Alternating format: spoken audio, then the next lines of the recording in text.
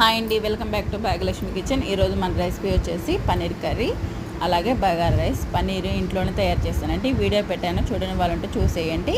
ముందుగా ఒక బౌల్ తీసేసుకొని అందులో పన్నీర్ ముక్కలు వేసేసుకొని కారము, ఉప్పు, అలాగే గరం మసాలా వేసేసుకొని వీటి రెండింటిని కలిపేసుకోవాలండి. మంచిగా కలుపుకొని ఒక కడాయి తీసుకొని దాంట్లో ఆయిల్ వేసుకొని ఆయిల్ హీట్ ఎక్కిన తర్వాత ఈ పన్నీర్ ముక్కలు అనేది వేయించుకోవాలండి. కొంచెం వేగిన తర్వాత తీసి వేరే గిన్నెలో పెట్టేసుకోవాలి. అదే గిన్నెలో కొంచెం ఆయిల్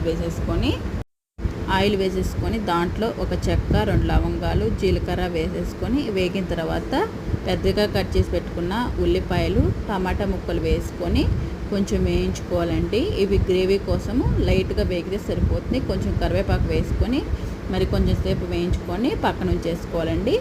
అది చల్లారిపోయిన తర్వాత మనం మిక్సీ జార్లో తీసేసుకొని మిక్సీ పట్టేసుకోవాలండి. మిక్సీ పట్టేసుకున్న తర్వాత అదే కడాయిలో ఆయిల్ వేసేసుకొని ఆయిల్ హీట్ ఎక్కిన తర్వాత 2 లవంగాలు, 1 యాలుక్కాయ, అదేవిధంగా దాల్చిన చెక్క, బిర్యానీ ఆకు వేసేసుకొని ఉల్లిపాయ ముక్కలు, పచ్చిమిరపకాయ ముక్కలు, కరివేపాకు, అదేవిధంగా దంచి పెట్టుకున్న అల్లం వెల్లుల్లి పేస్టు, కొంచెం పసుపు, రుచి సరిపడినంత ఉప్పు, అలాగే కారం కూడా వేసేసుకొని మంచిగా కలుపుకొని కొంచెం వేగిన తర్వాత మనం రెడీ చేసి పెట్టుకున్న గ్రేవీ కూడా వేసేసుకోవాలండి. గ్రేవీ వేసుకున్న తర్వాత పన్నీర్ ముక్కలు కూడా వేయించి పెట్టుకున్నాం కదా, అవి కూడా వేసేసుకొని కొంచెం కరివేపాకు వేసుకొని చూపించిన విధంగా తిప్పుతూ ఉండాలండి. అదేవిధంగా కొంచెం గరం మసాలా, కొంచెం కసూరి మేతి వేసుకొని తిప్పి మూత పెట్టేసి ఒక 10 నిమిషాలు ఉడికించుకోవాలండి. చూడండి, ఉడికిన తర్వాత ఈ విధంగా ఉంటుంది. మన కర్రీ అనేది ఉడికిపోయిందండి.